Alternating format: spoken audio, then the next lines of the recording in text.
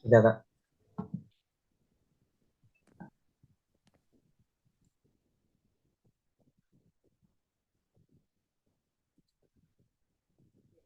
Assalamualaikum warahmatullahi wabarakatuh. Waalaikumsalam warahmatullahi Warahmatullahi wabarakatuh.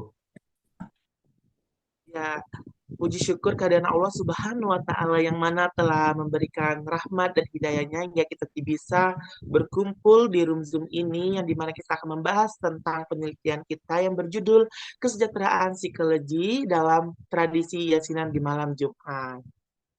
Oke, tidak berlama-lama untuk mempersingkat waktu, di mana di sini kita memiliki beberapa pemateri yang handal dan hebat, yang dimana di sini ada Diki Irsya, Nazwa, Muhammad Tommy Nizam, Nabila Ramadini, Sandy Aulia, Ime Ime Yuningsi Putri, Simon dan Adin Nasrullah, terus yang terakhir Muhammad Ali Primordia. Nah, di sini kami terdiri dari tiga instansi yang dimana ada dari Universitas Islam Negeri dan Kota Palembang, terus yang kedua ada dari Al-Quran Karim University, dan ketiga itu ada RQS University Kayseri, yaitu yang dimana ada yang dari Turki dan dari Yaman. Nah, di sini berdirinya saya juga. Perkenalkan dulu, nama saya Sadam. Saya sebagai moderator, di mana akan eh, pemandu untuk presentasi judul kami tadi, Kesejahteraan Psikologi Tradisi di Malam Jumat. Oke, next di sini kita akan mendengarkan penjelasan dari email. Nah, kepada email, waktu dan tempat disilakan. Baik, terima kasih untuk Kak Sadam. Jadi di pendahuluan ini yaitu ada kesejahteraan.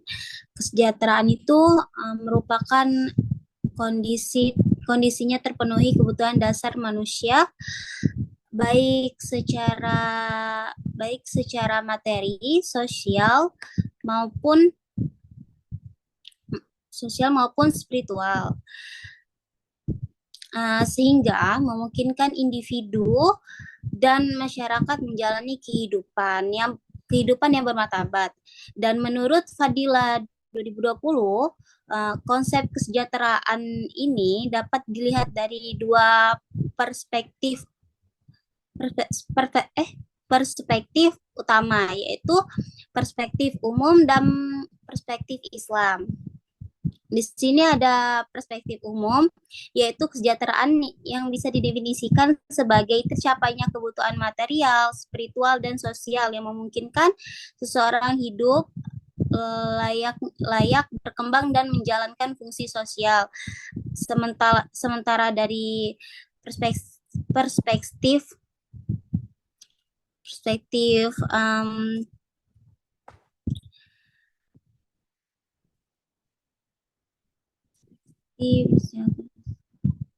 sementara dari perspektif Islamnya, kesejahteraan itu mencakup kebahagiaan dunia dan akhirat. Konsep ini juga sering kali dihubungkan dengan maksud syariah yang bertujuan untuk membawa rahmat lil alamin atau kebaikan bagi seluruh makhluk.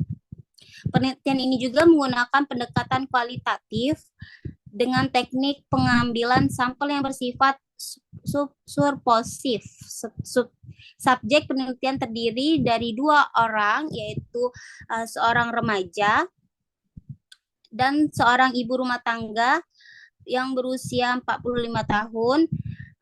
Seorang remaja itu berusia 18 tahun. Yang dan ibu rumah tangga itu berusia 49 tahun yang tinggal di rumah kontrakan di Banten. Mereka sering melakukan tradisi yasinan setiap malam Jumat. Baik, terima kasih.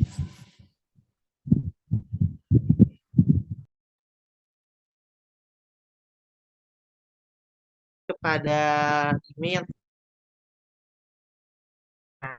kita lanjut ke pemateri kedua kita yang akan menjelaskan kesejahteraan psikologi kepada Diki. Waktu dan tempat disilakan. Baiklah, kesejahteraan psikologi. Menurut Ray F. dan Keyes dalam Sayyidina di KK 2022 menjelaskan bahwa kesejahteraan psikologi adalah kondisi di mana individu memiliki pandangan positif terhadap diri sendiri dan orang lain, mampu membuat keputusan dan mengatur perilakunya, menciptakan lingkungan yang sesuai dengan kebutuhannya, memiliki tujuan hidup yang bermakna, serta terus mengeksplorasi dan mengembangkan diri. Sekian dari saya, dan kembalikan kepada moderator.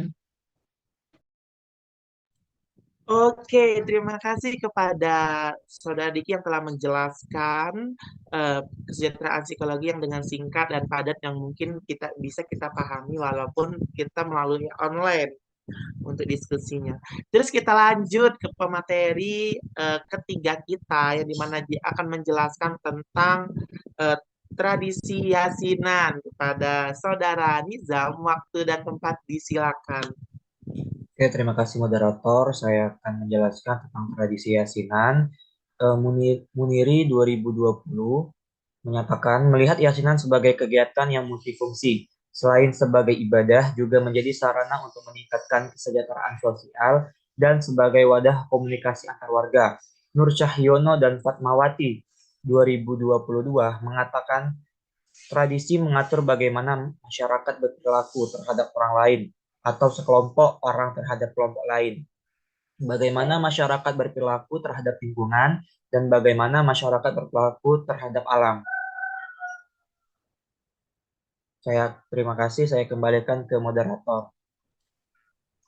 Oke, telah selesailah pemaparan materi kita dari Saudara Nizam yang telah menjelaskan tradisi yasinan yang mungkin cukup simpel dan mudah dipahami ya.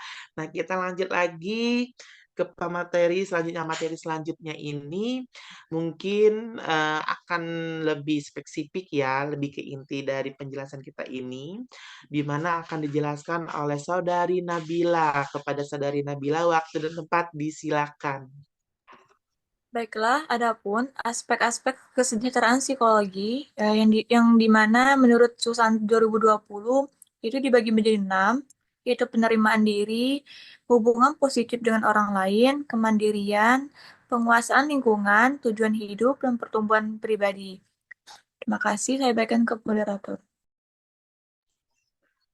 Oke, terima kasih kepada Saudari Nabila yang telah menjelaskan aspek-aspek kesejahteraan psikologi, yang dimana hal-hal inilah yang telah diteliti ya. Nah, kita lanjut lagi ke pemateri selanjutnya. Tempat yasinan, kepada waktu dan tempat disilakan. Baik, terima kasih moderator. Manfaat dari tradisi yasinan ini memiliki banyak manfaat yang besar bagi kehidupan masyarakat, seperti dari segi keagamaan, sosial, maupun spiritual. Kalau dari segi keagamaan itu biasanya menjadi salah satu cara untuk mendekatkan diri kepada Allah Subhanahu wa Ta'ala.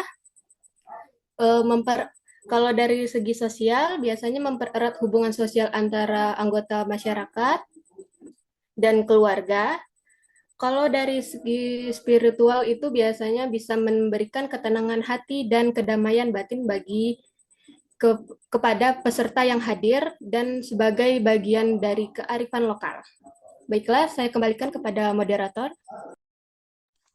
Oke, terima kasih juga kepada Najwa yang telah memaparkan materi yang dengan cukup simpel dan mungkin mudah dipahami juga untuk kita, walaupun kita menggunakan media teknologi ya saat ini berdiskusinya atau ruang Zoom lebih tepatnya.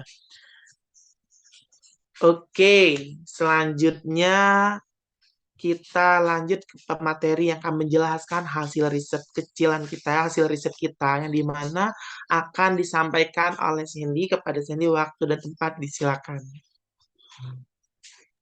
Baik, terima kasih. Di sini saya akan menjelaskan hasil dari penelitian wawancara kami. Seperti dari hasil wawancara ibu dan anak mengatakan bahwa mereka merasa lebih baik walaupun dengan kondisi keadaannya saat ini. Kami tetap bersyukur karena kami yakin apa yang kami rasakan saat ini merupakan salah satu tanda Allah Subhanahu wa taala masih sayang kepada saya dan anak saya dengan memberikan proses hidup kami seperti ini. Kemandirian juga tercermin dalam peran tradisi ini, di mana nilai-nilai spiritual yang diperoleh membantu mereka membuat keputusan berdasarkan keyakinan pribadi, bukan sekedar tekanan sosial. Penguasaan lingkungan, tradisi yasinan memberikan keterampilan dan peluang untuk mengelola kehidupan sehari-hari secara lebih efektif. Tujuan hidup dan betapa pentingnya memiliki tujuan yang jelas dalam hidup. Sang ibu mendorong anaknya untuk mengeksplorasi minat dan bakat serta menetapkan cita-cita, sehingga anak merasa lebih terarah dan termotivasi untuk mencapai tujuan-tujuan tersebut. Positif dengan orang lain, subjek mengajarkan anaknya pentingnya menjalani hubungan baik dengan orang lain melalui kebiasaan bergaul dengan teman, keluarga, dan tetangga. Pertumbuhan pribadi adalah proses untuk berkelanjutan hidup. Ibu selalu mendukung anak untuk selalu giat dalam belajar dari pengalaman baik dan buruk. Anak merasa setiap tantangan adalah kesempatan untuk tumbuh dan jadi lebih baik untuk kedepannya. Baik, terima kasih. Saya kembalikan ke moderator. Oke, nah telah berakhirlah penyampaian pemaparan dan penjelasan dari pemateri kita yang hebat-hebat. Oke. Eh, Mungkin dari pemateri yang telah menjelaskan materi-materinya, saya akan menyimpulkan dari apa yang mereka jelaskan, di mana dapat disimpulkan bahwa tradisi Yasinan di malam Jumat dapat mempengaruhi kesejahteraan psikologi seseorang seperti hasil yang didapatkan dari penelitian pemateri ini mengatakan bahwa adanya pengaruh tradisi Yasinan di malam Jumat terhadap penerimaan diri yang lebih mendalam. Terus, tujuan hidup yang lebih meyakinkan dalam memilih makna hidup, hubungan sosial yang lebih baik, bisa berhubungan positif terhadap lingkungan, memiliki rasa yang lebih mandiri dalam berjuang hidup, terus ada juga memiliki tujuan hidup yang lebih menerima atas apa yang diri mereka rasakan saat ini, serta juga dapat membentuk pertumbuhan dan pribadi lebih baik daripada sebelumnya. Oke, telah berakhirlah pemateri atau penjelasan dari materi kami, yang dimana mudah-mudahan materi ini sangat bermanfaat untuk kita semua, baik yang mendengar dan menonton video kami. Kami mohon untuk mudah-mudahan bisa membantu kalian atau memberi informasi terbaru untuk kalian juga dan bisa bermanfaat. Saya sebagai moderator mewakili pemateri, kami akhiri. Wassalamualaikum warahmatullahi wabarakatuh. Waalaikumsalam warahmatullahi wabarakatuh. Warahmatullahi wabarakatuh. Oke, selamat.